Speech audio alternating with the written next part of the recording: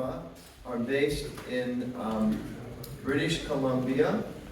Those of you that remember some of the promotional materials we did in the past years, we had like little video clips. Gorvani did a video one year, and Partha Prabhupada, and he's the guy who was out there like chopping down the tree.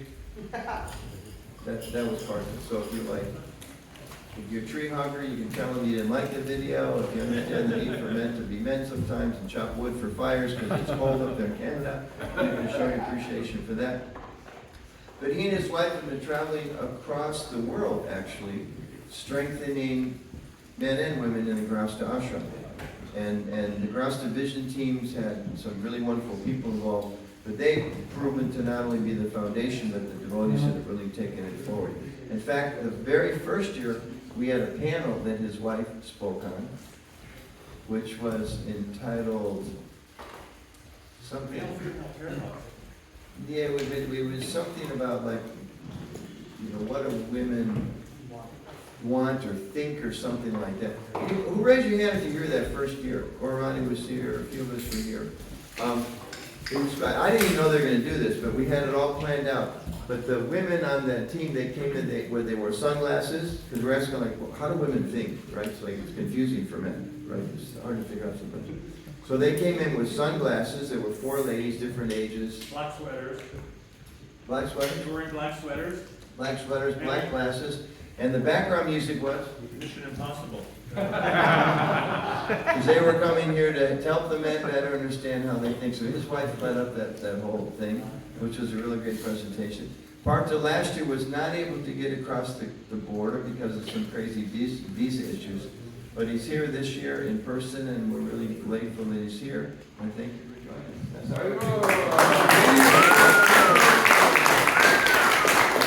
I can't say how much of a pleasure it is to be here in 3 dimensions. After being online so much for 2 years, it's a pleasure. So tonight, we want to talk about, what is renunciation? Do real men renounce? Question. What does that mean? So we want to explore, is it one size fits all? Or is there something to fit everyone? And we also want to explore the good, the bad, and the ugly about the topic of renunciation. And so why are we doing this? It's like if you're familiar with Sri Ishupanishad, there's a very nice verse that describes, actually it says, only one who can understand knowledge and the essence side by side can transcend the influence of repeated birth and death and attain the full blessings of immortality. So that verse is stressing we have to develop transcendental knowledge, but we also have to understand the flip side, that what are the things that are impeding us possibly in spiritual life, the things that can be detrimental to spiritual life. So it's very important, according to Ishupanishad, to understand those both, because by understanding them both, we can protect ourselves from the different pitfalls that can possibly arise in spiritual life. And also we want to be very thoughtful in our process of Krishna consciousness. In Bhagavad Gita, Krishna says, Ite gyanam apitam bhuya tvayantaramaya vimrishayana visheshayana atechasi yitoku. Krishna tells Arjuna in the 18th chapter, Arjuna, I've explained this most confidential knowledge to you. And he tells Arjuna, deliberate on this fully, and then do as you wish to do. Do what you wish to do. So just a couple of verses before, Krishna is saying, just surrender utterly. And then he says, deliberate on this, and then do what you want to do. And it was interesting a few years ago, before COVID, I was working with a group of men in Hungary and having some discussions on Bhagavad Gita, and there was a discussion with one brand new devotee about this verse, where Krishna says, deliberate on this fully and do as you wish to do. And he was asked, well, what does that mean to you? And he said, to me it means I don't have to surrender.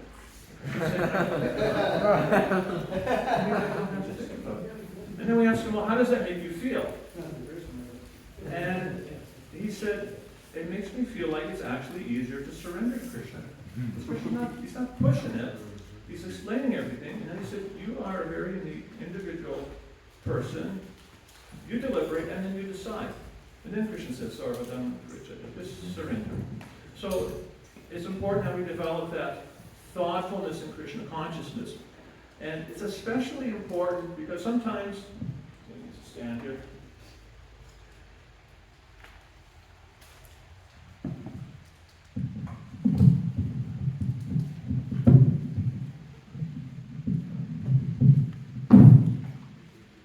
Sometimes there can be a tension between our sense of identity and our sense of belonging. Like, we all want to belong. That's why we're here. We're looking for some kind of sangha, some kind of association.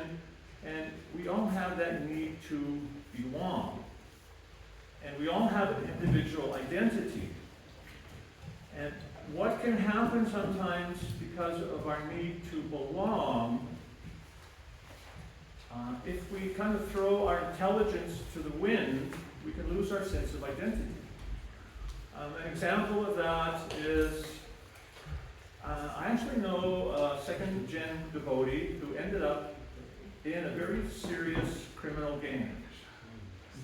He was very young, nice, he was in his early 20s, and somehow he ended up in this gang, and eventually ended up in jail, 18-year sentence for being a part of a murder. And so how did he get from A to Z there? And so what these gangs do, he got recruited in school, in high school. And the gangs look for, if there's someone who looks a little isolated, they might go and make friends with them. How you doing? Want to hang out? Want to do something?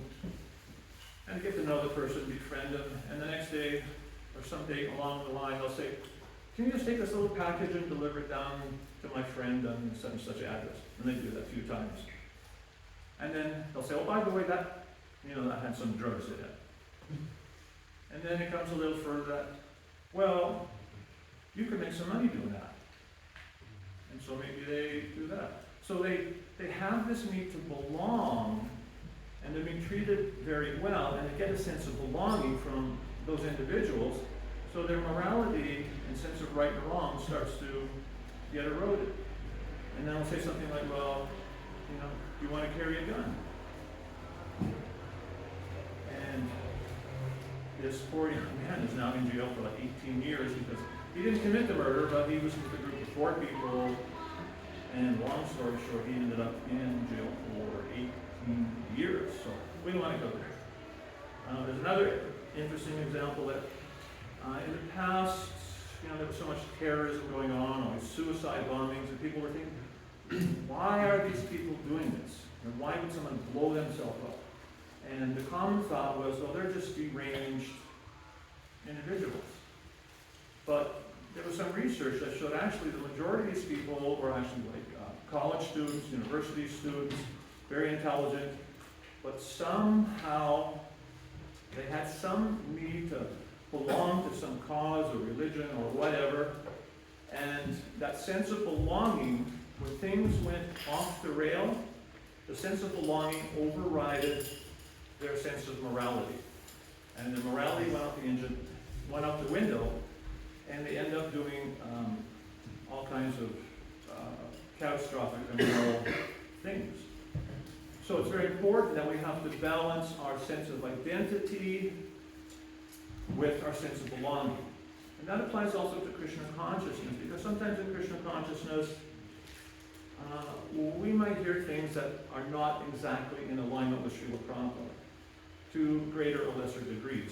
At one of our temples many years ago, long story short, somehow they were offering eggs to the deities. How can that happen? And some devotees actually left the temple because of that. And some devotees just kind of went along with it.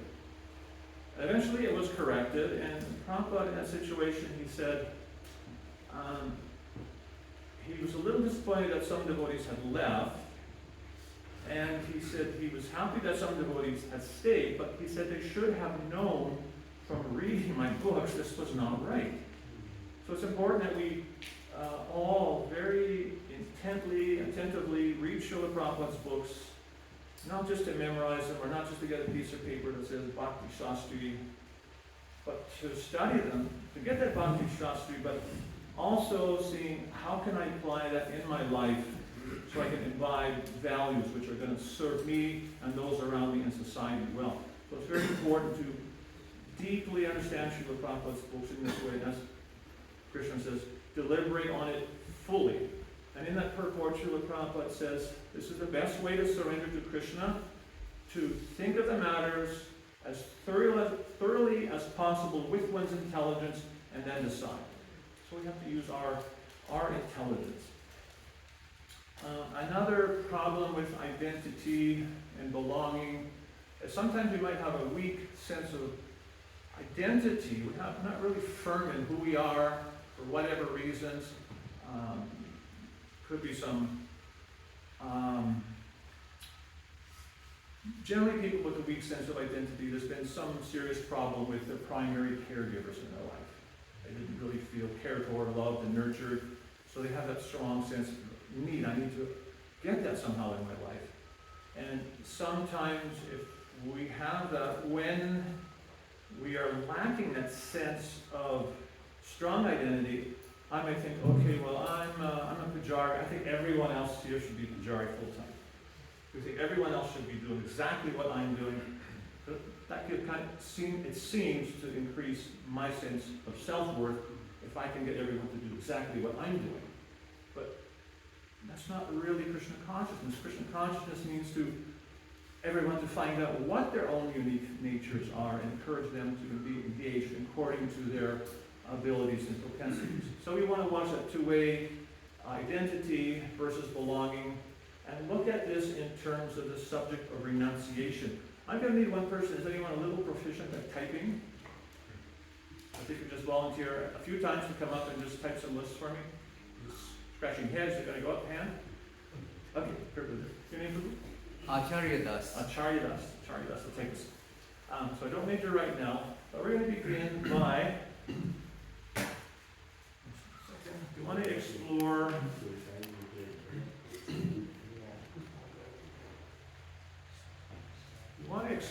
some definitions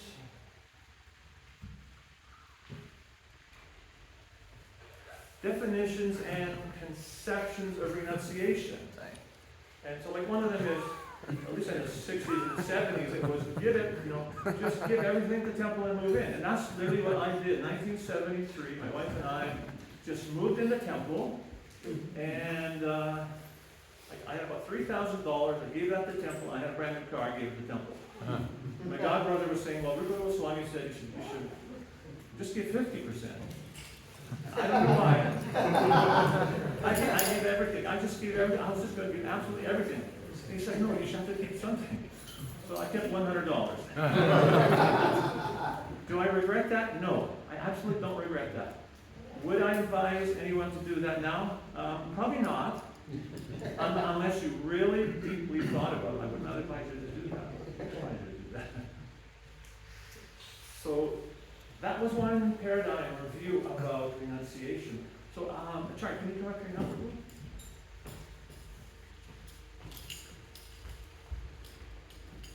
And we're just going to have them.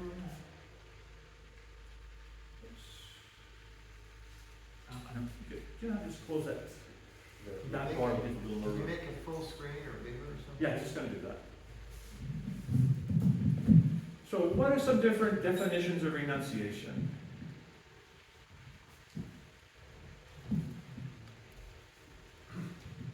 You renounce the fruits of your actions. Yes. To give up the fruits of your actions. Krishna says that in the 6th chapter of Bhagavad Gita.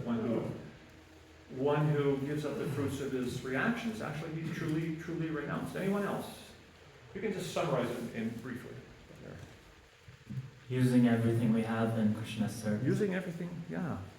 Now, Prabhupada used to say everything is actually just a zero.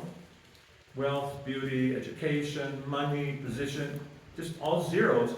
He said just put a 1 in front, it has values. So that's one, utilizing everything in Krishna's service. Anyone else?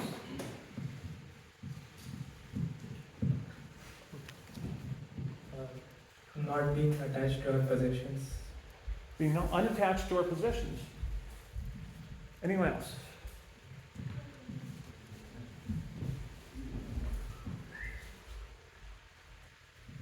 Not using your senses for personal enjoyment. Controlling our senses, using only in Krishna's service. Detaching from the world. Detaching from the world. Detaching from the world / family, children / affection. Don't get married. Don't get married. A lot of people are thinking that, we're still teaching people that. No, not married, don't get married.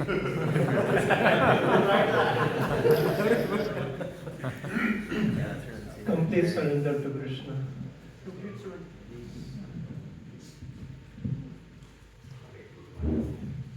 You don't have to worry about spelling. Doing what Krishna wants and what you want. Not necessarily. Pleases Krishna. So do what pleases Krishna, never mind what you want. He's got one more. See, for conceptions like austerities, like renunciations like, austere. To give up things of comfort.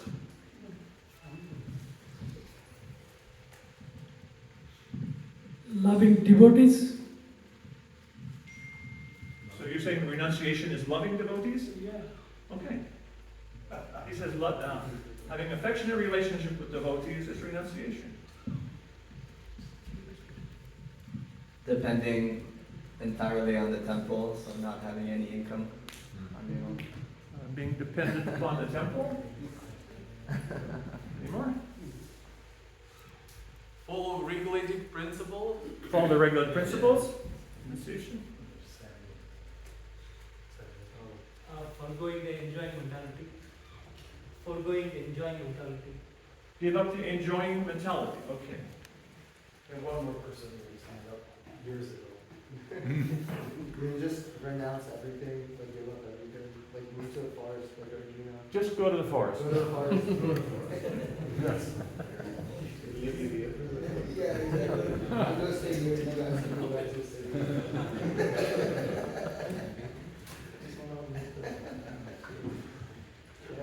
There's an interesting definition to renunciation. Actually, it's called Palgu Vairagya. Does anyone know what that is?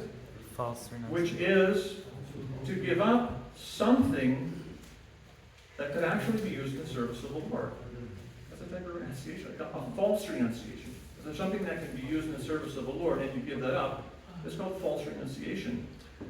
And a few days ago, I very happily reading volume 3 of Shamsundar with Prabhupada, Chasing Rhinos.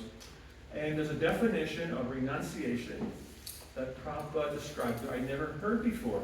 And he was they were bringing all kinds of British scholars to the manor to talk to him. He was talking to a very prominent scholar there, Arnold Toynbee, 1973, and he said renunciation means every son has got a right on the property of the father. Similarly, every living entity has the right to live at the cost of God. But they should not encroach upon the rights of others. That is renunciation. So you can just put to accept one's quota. Well, that's an interesting definition of renunciation. So you can see there's actually a broad spectrum of renunciation. It's not just black and white. Not black and white. And we see in the pastimes of Chaitanya Mahaprabhu, he had a great variety of devotees, because we understand the ultimate goal of renunciation is pure, unalloyed, loving devotional service. That is the absolute goal of devotional service.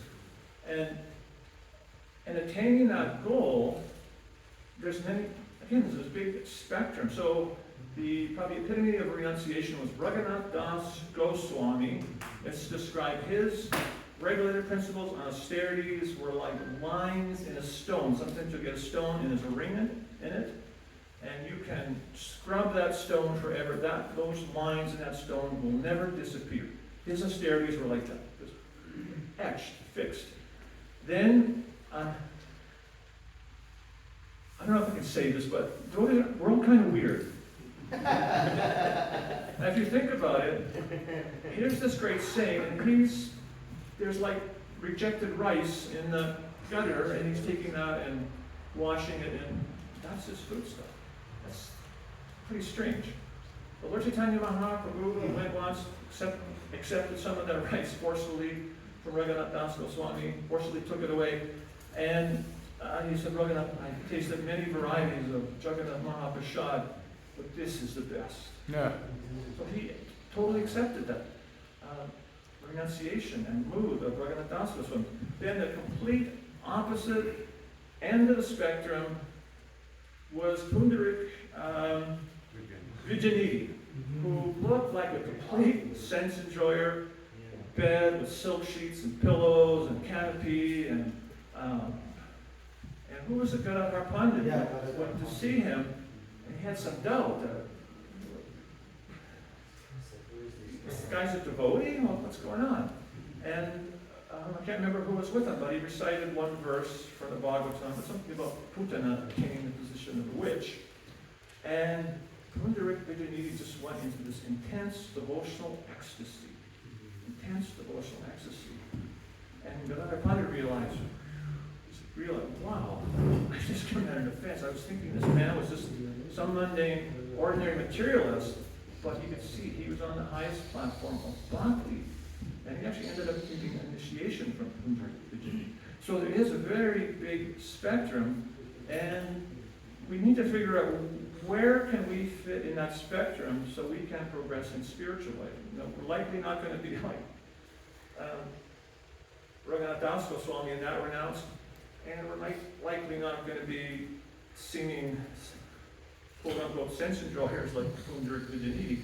But we're all individuals, and somehow we have to find some place within this broad scope of definitions of renunciation where we can feel comfortable and progress in spiritual life. So what I'm going to do next, you can just save that.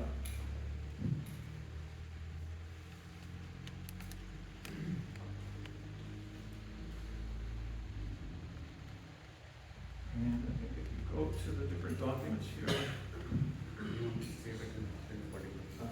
there's a number 2 there and a number 3. The good, and just half screen that one so you can get them both. Just maybe shrink it down. And the other one, number 3, the bad. Yeah, so can you put one below the other so you can see the full, and just stretch them out so you can see the full titles. And the one below. So I'm going to ask you to break into groups maybe of 5 or 6. And if you can pick one person as a scribe to take notes, and I want you to look at the results of renunciation's proper application, and also what are the results of renunciation's improper applications. What kind of things have resulted from that? What are the benefits? What were the detriments? So if you can make 2 lists, what are renunciation's benefits from proper applications and improper application? So if you can turn around, break into groups, maybe 5 or 6, turn your chairs around. I'll give you a few minutes. Make one person a note taker, and see what you can come up with. Give you 5 minutes. For Gopal Hari, he's one of the You can have your undivided attention. but he hasn't checked it. So he wants me to put completely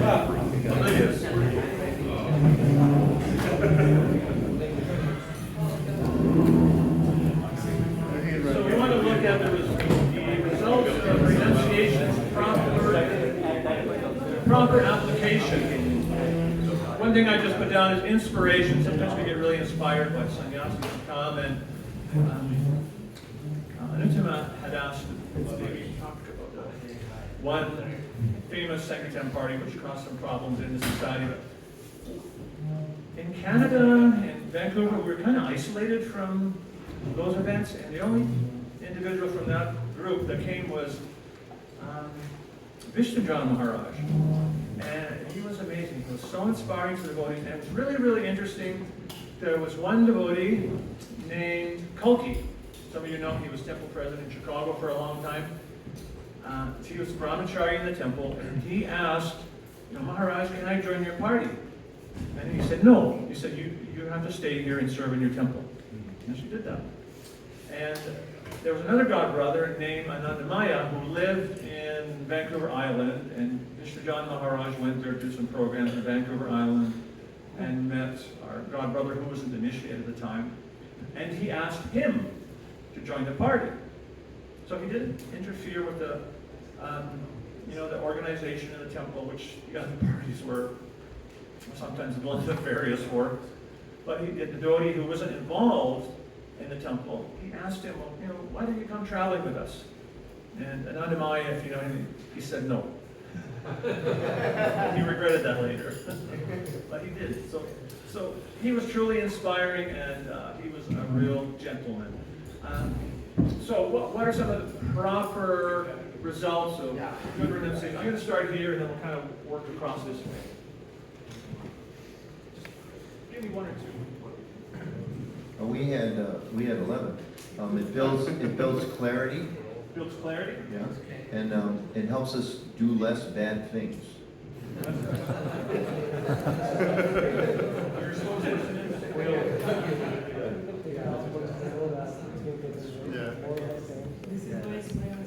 We said you will become more compassionate.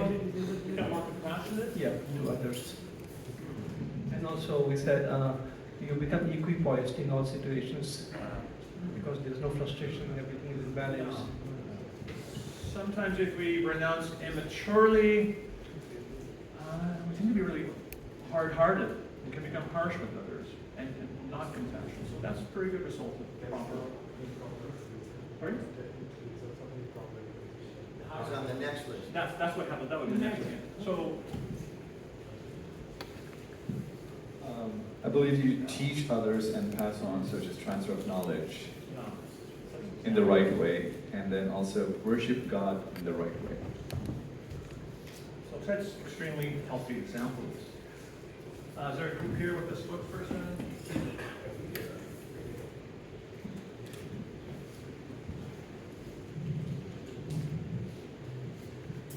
Improve your Krishna consciousness. Choosing appropriate association. Just give me two. And if something you have on your list has already been taken, just give us something else. Is there a group here? Hi, Krishna. We said selflessness, and we said accepting your quota. And did we, I'm just gonna save myself from running around. Living with Sattva Gun, Sattva Gun. Sattva. Okay. Then minimalism. Minimalism. Yeah. Simplify life. Yeah. Happier life, fulfilled life.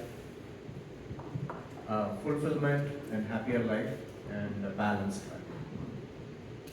So you're saying you become more balanced when you renounce appropriately according to your nature. True, yeah. Two of the proper utilizations we have would be it allows someone to better utilize their resources or talents, and then the thing that you're renouncing no longer controls you. So the first one was, Better utilizing one's talents and resources. so you can properly take advantage of what you do have then. Okay, and was there another group? That's everyone. Then, can we go to the list of results of improper application?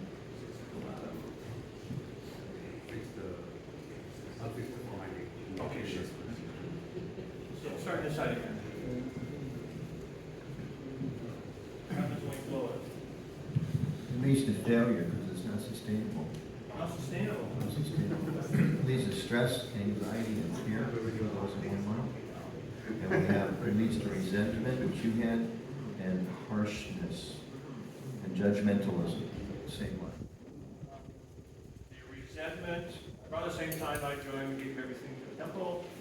Some young lady joined, we gave all her money, all her furniture to the temple. The temple treasurer took all her furniture, put it in his house.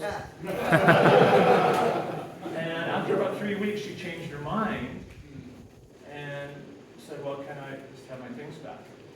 And the temple treasurer said no. So it's pretty resentful. So did that help her spiritual life? Nor his. Yeah, nor his, no. Okay. Anything else? Adverse effects, improper application. You become judgmental. Judgmental, Yeah. Yeah. Any other ones? We said it's also it may lead to a downfall because if you have renounced prematurely, then it will lead to frustration. It will also lead to downfall. History has shown that. And judgmental, we think I'm doing some big reason. I'm fasting, I'm doing Dear John Economy, how come everyone else is? Not helpful that. Next group, spokesperson. Negative outlook towards life, about the organization itself, and improper message to the society about the organization as well as everyone. Improper message to the society about the organization. And then second one is becoming fanatical and also having suspicious and doubtful behavior. One of the positive results was following the regular principles. And a possible negative result, if we try to impose that upon people too early in their Krishna consciousness, it can be detrimental. Our god sister, she knew of a couple that left Krishna consciousness. They just disappeared off the radar, and she met them a couple of years later, and she asked them, well, what happened? You don't see, was there something we could have done better? And they said, no, just that we couldn't follow the principles, and they said, we thought we could be better Christians than better practitioners. So how to also preach those highest principles of renunciation or regular principles in a way that people can actually move into them according to their natures and in their own time. It's important.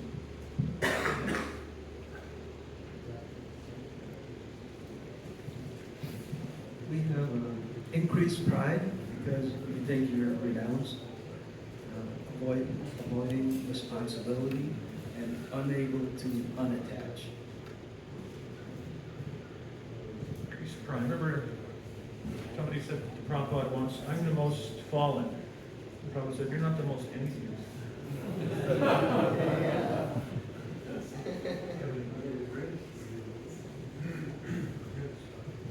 So, first one is being too much ritualistic, and another is duplicity. We want to know the rules and regulations. We want to understand the highest principles of spiritual life. Trying to understand what the Vedic paradigm is and how to apply that in Srila Prabhupada's movement. And sometimes it can be, we can become so much attached to the rituals of Krishna consciousness that we can actually miss the meaning. We miss the actual meaning again, which is bhakti. We're interested in bhakti, not perfection of necessarily even ritualistic duties. One of my godbrothers told me one time, many years ago, he was traveling with Kridananda Maharaj.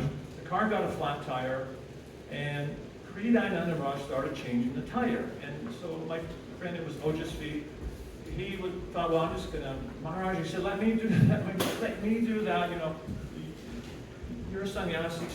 The Maharaj said, no, I want to do this. And the Maharaj was doing it, he was like scraping his fingernails, And Odrashi said, Maharaj, don't let me do that. And Maharaj said, we're not interested in perfection, we're interested in devotional service. And actually, there's nice prayers by Lord Shiva in the Bhagavatam. He's instructing these young men who are going to become kings of the world. They're called the Pachetas.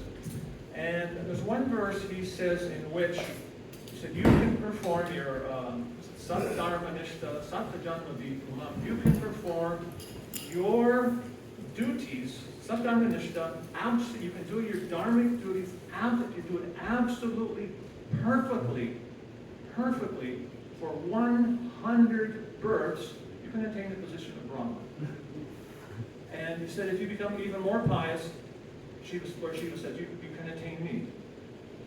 And then he says, however, pure devotional service, in one lifetime, you can go back to Godhead. If you can learn to just execute pure, unalloyed bhakti. He says, in one lifetime, you can go back to Godhead. And then Lord Shiva says, he said, myself and Lord Brahma and many of the demigods, we have to wait for the dissolution of the universe to go back to Godhead. So our goal is actually pure, unalloyed bhakti. That's the essence that we have to try and unravel from all these kinds of understandings. Is there another group with some input? Yeah. We came up with improper implications of renunciation, disorder and chaos. Disorder and chaos. And someone said monkey renunciation. Yeah. Agitation, results to agitation and materialistic mentality, like what's in for me, and kind of mentality. We then become self-centered. Self-centered, yeah. Stone-hearted, isolated and depressed, and leads to unhealthy competition. That's a key thing that causes everything to go off the rail when we're a little self-centered. Krishna Raj used to always say, different slopes for different folks. Not just cherry pick things that make me look good or help me get what I want, help me control this devotee. We can do that. And sometimes we can cherry pick our philosophy and theology to manipulate it for our own egos. And that's actually not pure Krishna consciousness. And it's really important to study the Bhagavatam right from the beginning. The second verse of the Bhagavatam, I think, is very important, where it describes the knowledge of the Bhagavatam. It is reality distinguished from illusion. Does anyone know what for? For the welfare of all, not just for me. But what can I get out of it? But how is this knowledge? How is this loka? It's going to help me advance, but how can I utilize this knowledge to actually encourage and nurture others in devotional service? That's extremely important. And as Prabhu here was saying, sometimes when we have that selfish attitude, little misapply it can create some disorder and chaos. And Anutama had mentioned one prominent traveling partner. Did you want to talk about that a little bit? Explain what some of the results of that were? I don't know which story. You said the Radha Damodar party. What about them? Just what were some of the the unintended consequences that were damaging to? Well, they went to Prabhupada. The head of the party was sent to China. By ISKCON's founder, His Divine Grace, A.C. Bhaktivinoda Swami Srila Prabhupada. The other ones kind of fell into place. Yeah. Then he fell. That kind of something. Mark, I can say something about that. Okay.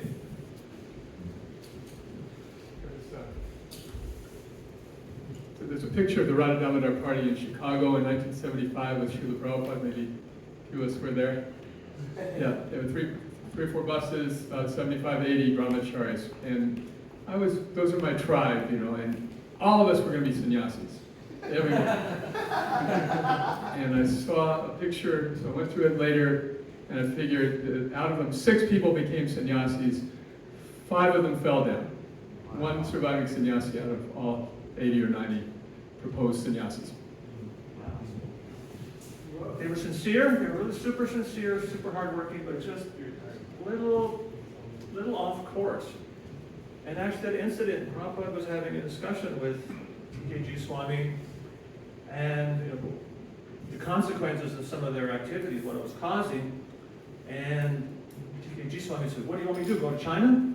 And that was the end of the conversation. The next morning in Mangal Arti, Srila Prabhupada told the secretary at the time, Mangal Arti was going on. He said, "Go right now and tell TKG Swami to come up here."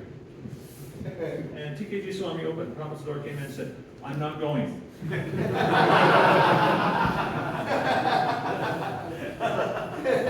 But Krishna's amazing because bad became good because China is amazing what's going on in China. Anyone knows Radhacharan, what they're doing there is actually unbelievable. It's actually unbelievable the things that are going on in China. So Krishna has a plan behind everything, but we probably could have done, we probably could have done better. But it's a growing experience. So Prabhu, we had one, we had written down, it's detrimental to others. Detrimental to others. Yeah, again, because we tend to think more of ourselves and not really what the ultimate consequences will be on others. So again, here we can see why it is important, knowledge and the misapplication of knowledge. What can the results be? And which world do we want to live in? Do we want to live in, this kind of world? Anyone want to live in that kind of world? No.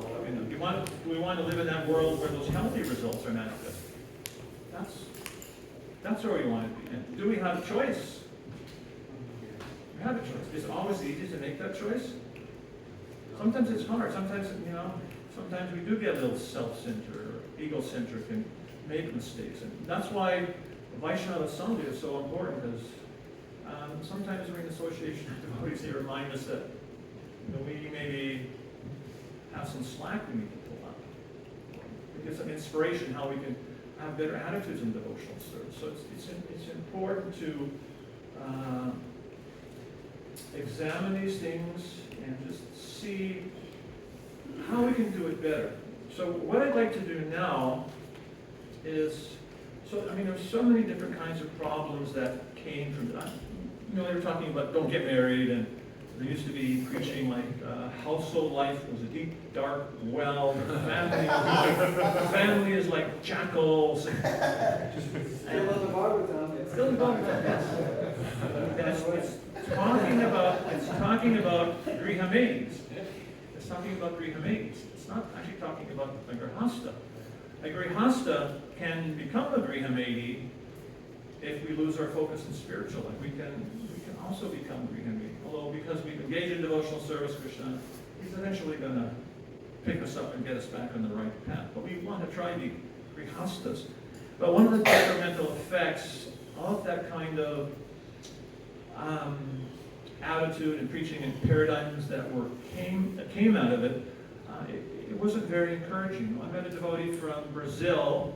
He got married, came out of the Brahmacharya ashram, and he got a wedding present from one of his godbrothers. It was a bucket, a flashlight, and a rope for the deep dark well. So is that a blessing? Is that not that long ago, we were in a European country, and one of the devotees said, he was just married recently, and when he left the ashram, the other brahmacharis were saying, "Why are you betraying us? Why are you betraying us?" So that's not encouraging. And when you hear those kind of negative attitudes, it's way better than it was in the 60s and 70s. Way better. But those subtle things sometimes are still there, and if you hear those, if you're not perceptive enough to realize that, well, that's wrong, I don't have to accept that. If you hear that and just even subtly imbibe it, it's like a little weight being put on your shoulder every time that you hear that. It's almost like a very subtle form of emotional abuse. And what it does, it kind of erodes your sense of self-esteem and sense of self-worth from your ashram. So practically, your Grihastha Vision Team, one thing that we observed which was a result of those negative paradigms, was devotees would lose enthusiasm for the Grihastha ashram. Because they've heard family life is dark, well, it's Maya, you're a Grihastha, you're a second-class citizen, you've heard that. Maybe you didn't really listen to it that much, but inevitably in life, in Grihastha ashram, there's going to be challenges and difficulties. It's a part of life. And sometimes when those difficulties come, the Grihastha might think, well, maybe those negative paradigms aren't negative, maybe that's actually the truth. And they don't bother to work on the relationship to fix the problems. And at times in our society, we have had divorce rates which surpassed those in the outside world by leaps and bounds. We were in countries that, several countries, where we were told by the leaders that they had divorce rates in the neighborhood of 80 to 90% of devotees who got married. That's absolute tragedy, absolute tragedy. So where do we miss the mark? So important to be very careful about understanding renunciation ourselves and how we present it in a way that actually nurtures everyone to progress in Krishna consciousness. So I'd like to break you into groups again and try to brainstorm some things we could do to strengthen this proper attitude of renunciation so it comes to a healthy point. And I would point you to Srila Prabhupada's statement of purpose. First item was he wanted, through a systematic process of education, to correct the imbalance of values in society to create a situation of peace and tranquility. Because when you're peaceful and tranquil, it's a lot easier to execute your spiritual life. Inevitably, there's going to be difficulties, but just having that stable platform to stand on without that extra baggage of all the negative paradigms weighing on you, it makes it easier to progress. So that can be a great hindrance if one is exposed to those negative paradigms. So there's many different things that we mentioned here. I'm going to ask if you can come up with a list that we can do in our own sanghas and within our society to help create a healthy sense of renunciation, and also to help us realize that we all actually need to do something to fit in one of those molds of renunciation. Srila Prabhupada described that it was 2:9:24. I'll just read it. He said, an easygoing life and attainment of transcendental realization cannot go together. So we all have to. You might not be able to give everything and go to the forest. You're probably not going to give up your family. So what can you do? And as someone pointed out, Krishna says in the Bhagavad Gita, 6th chapter, just by engaging one's nature in Krishna's service, that is renunciation. So can we find something that we can do that's meaningful to us and is going to help society and the world? So we all need to make some concerted effort in that regard, because as Prabhupada said, an easygoing life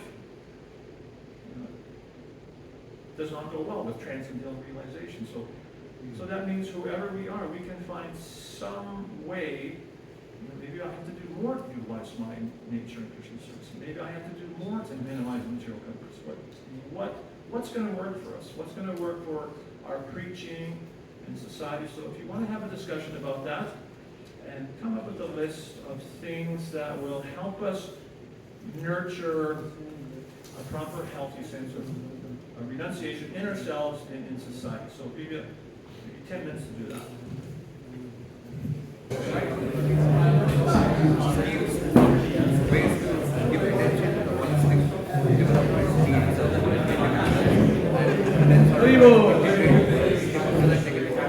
Everyone focus in.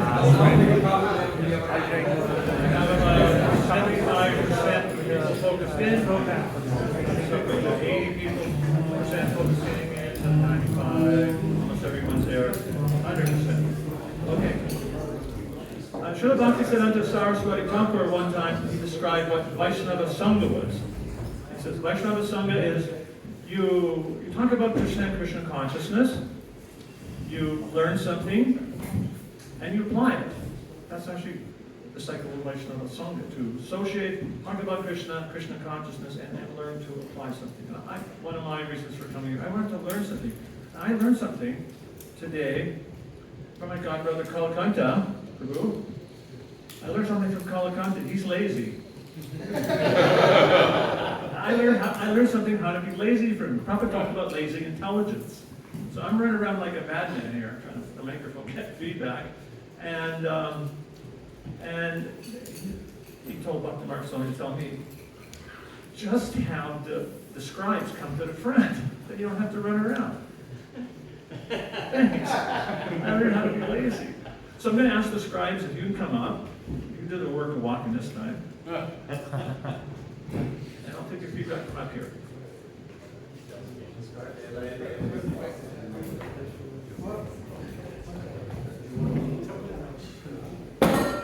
And the Acharya online. One more this. That would be the last.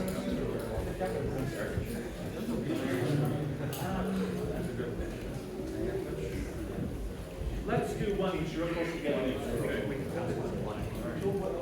Hare Krishna. So we had better education. Trying to get people to just add a little bit of Krishna into whatever it is that they're currently doing. Use Heart and Soul book and increase some of the trainings and seminars on those lines.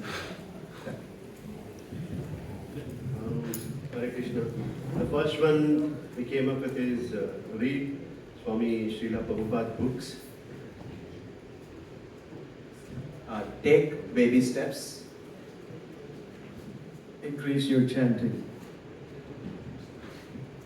Follow someone who is practicing renunciation and also attend the seminars by Partha Prabhu.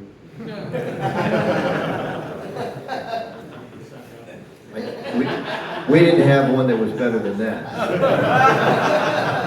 We had to be vulnerable and honest about your own limitations. One more.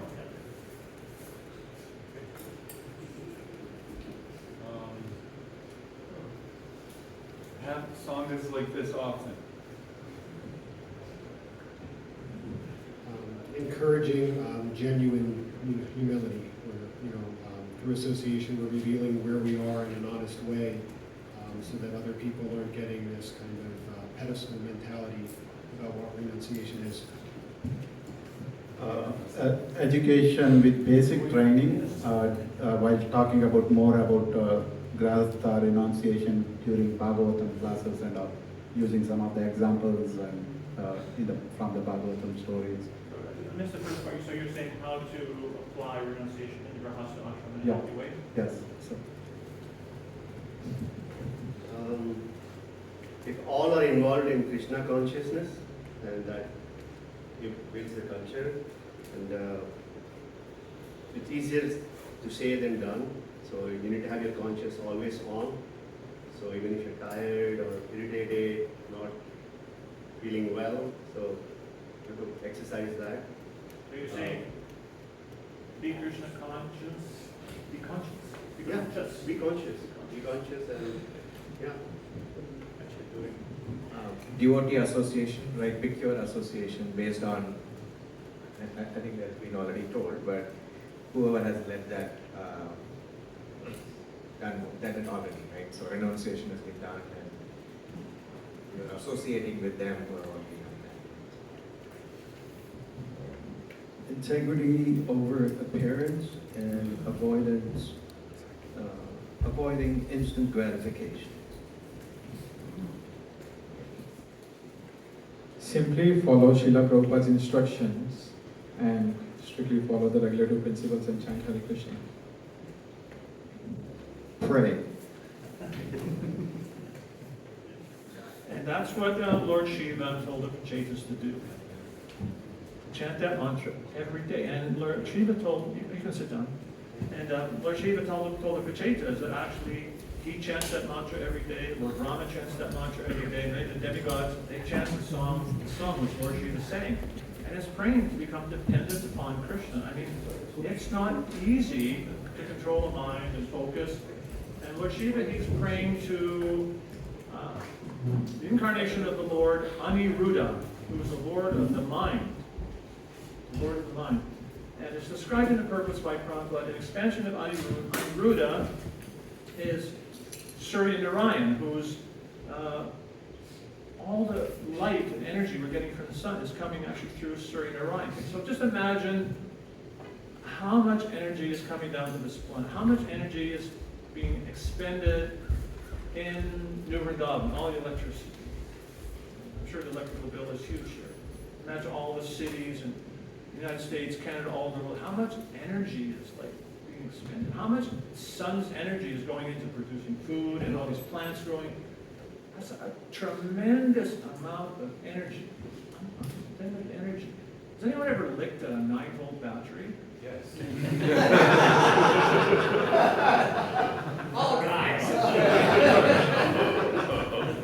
So I'm not the only stupid person. So that's like 9 little tiny volts of energy. But on this planet is like unlimited energy that's coming from the Surya Narayan. What to speak of other planets? So that energy is coming in directly from Aniruddha, who can help us control the mind. So if we could actually pray with some kind of sincerity, completely dependent upon the Lord, he could actually help us focus our minds so we could actually practice these kind of Vaishnava principles. And it is not easy. It is not easy. And as one Prabhu was saying, practice the regular principles, and especially chanting. I think Mahatma, he's going to do a little seminar on chanting, which is thick and thin, and it's hard to chant attentively. It's hard. When I chant, it's like being in a room with about 10 radios on. Anyway, he's going to get some tips to try and tune into it. That's kind of what we have to develop, that dependence. And in terms of praying, there's very interesting prayers to read. Lord Shiva, he's praying that this is beautiful glorification of Krishna. How he glistens like rainfall, and he has a beautiful garland and pearls, and beautiful curly hair, and his epaulets on his shoulders, and it's an amazing description. And he says, I pray to see the form of a Lord that's desired by your pure devotees.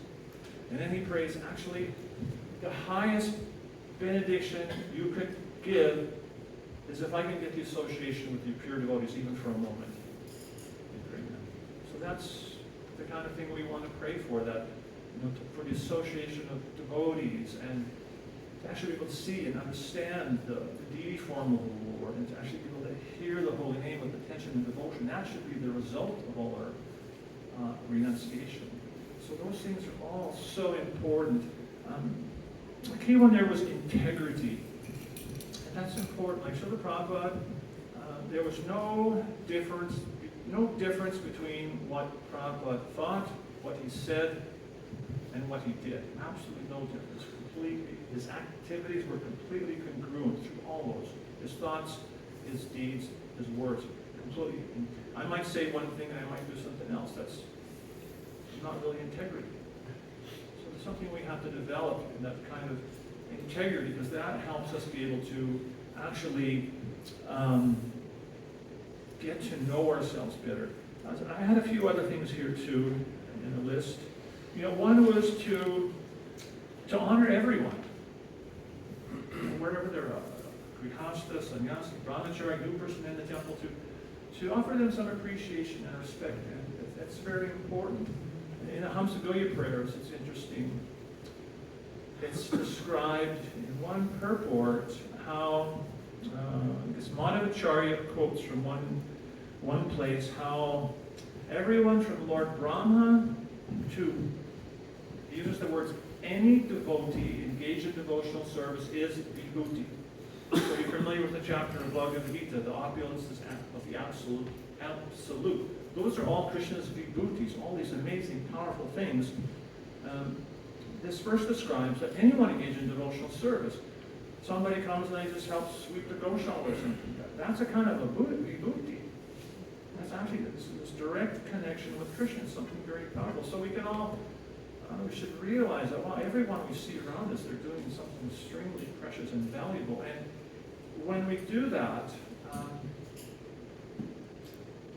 it's a very powerful thing because it encourages everyone, especially if we acknowledge what we see. So that's a very important way to renounce impersonalism, which is what we wanted.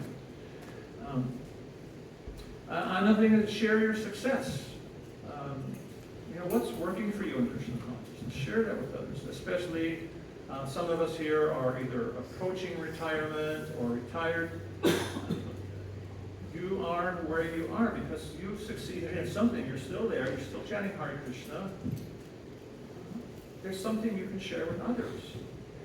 We can make that effort. That's a kind of renunciation to engage your propensity in Krishna service. That is a kind of renunciation, and that's very important that we find out how we can do that.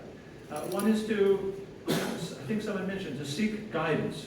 And we are going to have a session by Kalakantra about men's groups, which can be very powerful for helping us get internal strength and talking about our challenges and trying to understand what our future is. Those kind of dynamics where we can have those groups of people that we can talk to are very, very powerful ways to help us actually understand ourselves and help us work through these different kinds of problems we have in our life. And that is extremely important in our spiritual life. One thing I had, which is not necessarily, I'm trying to think how to say this in a positive way, but sometimes to call a spade a spade. Sometimes you may hear someone presenting Krishna consciousness in a way that's not really healthy. If someone says, if I hear someone say, Grihastha life is a deep, dark well in a class, I'm going to come to them after class and say, well, Prabhu, like I said, it's not really very constructive. I'm going to point that out. You might not be in a position to say that. If you hear something and it doesn't resonate with your values, again, that's why it's important to understand what are the important values in Krishna consciousness, this mutual respect and appreciation. It's so important to respect and honor everyone. And if we hear something said that's maybe contrary to that value, you're not obliged to accept that. You can filter that out. That's important to understand that not everything we hear within the society might necessarily actually be in alignment with Srila Prabhupada's teachings and values. That's important. Again, an important reason for us to have the kind of Vaishnava Sangha that we're having here, and to all of us read Prabhupada's books very, very carefully. So as I think you can take your leave now.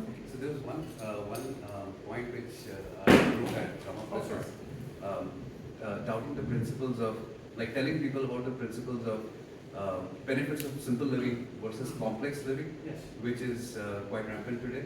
Yes. So an example was, which Prabhuji gave, was giving people an alternative to mindless spending.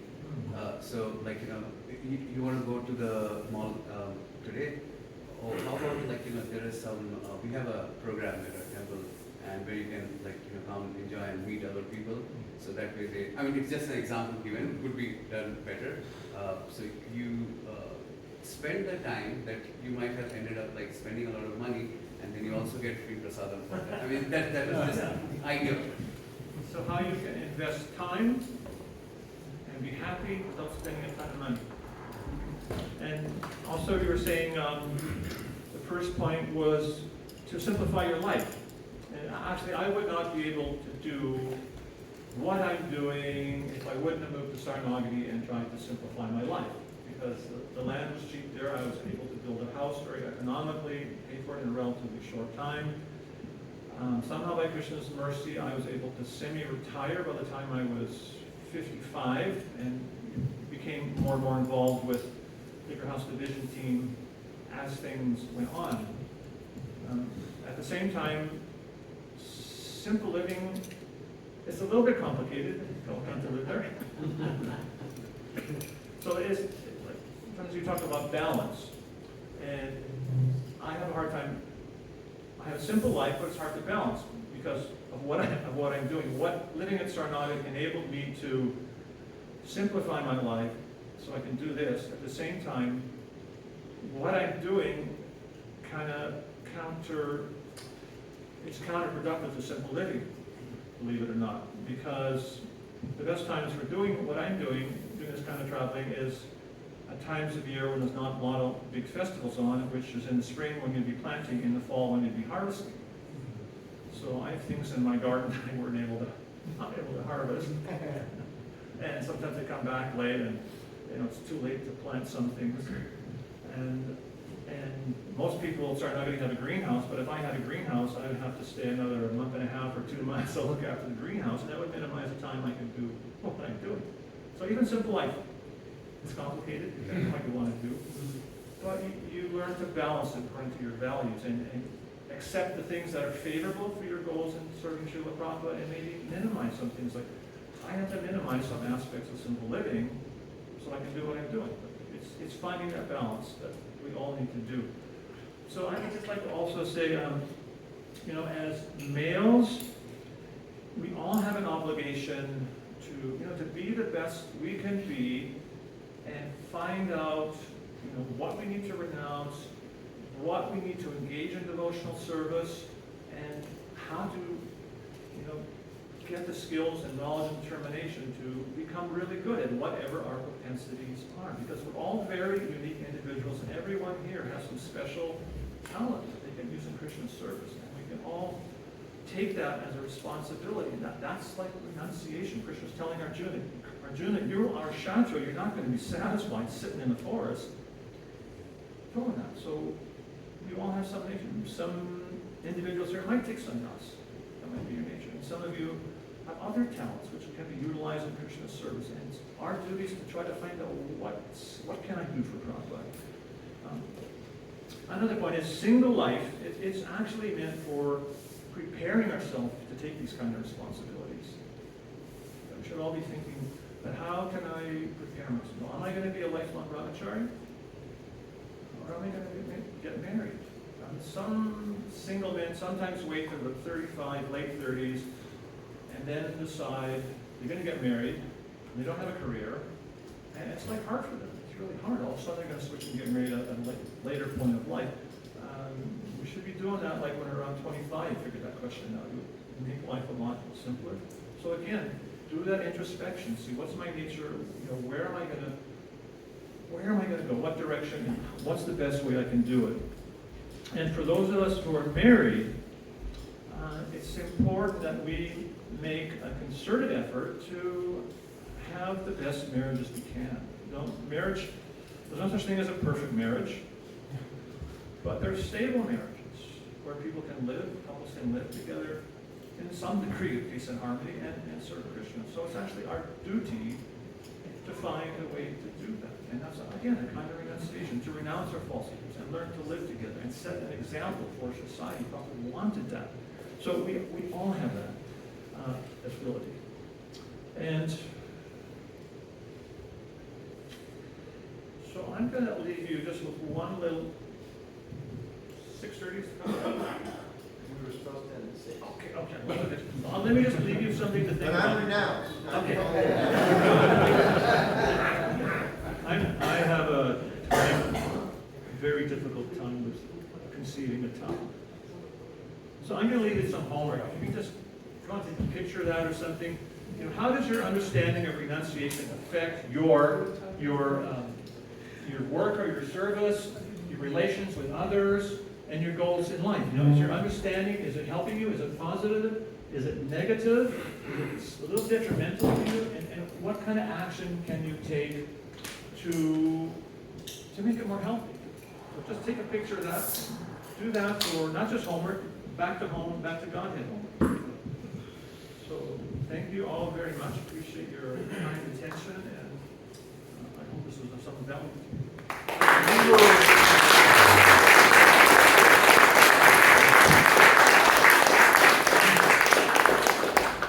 I just thought it might help our society if all the scribes turned everything over to you. Oh. And you could sit through, because there's a lot of things that didn't get mentioned about practical application, how to change the attitude. So if you have it digitally, I can give you my email. If it's written down, you can take a picture of that and email it to me. It's V as in Victor, Tom, GVT, Canada at gmail.com. GVTcanada@gmail.com. Send me that by email. Let's renounce our false egos and give a full-hearted appreciation to Partha Prabhupada.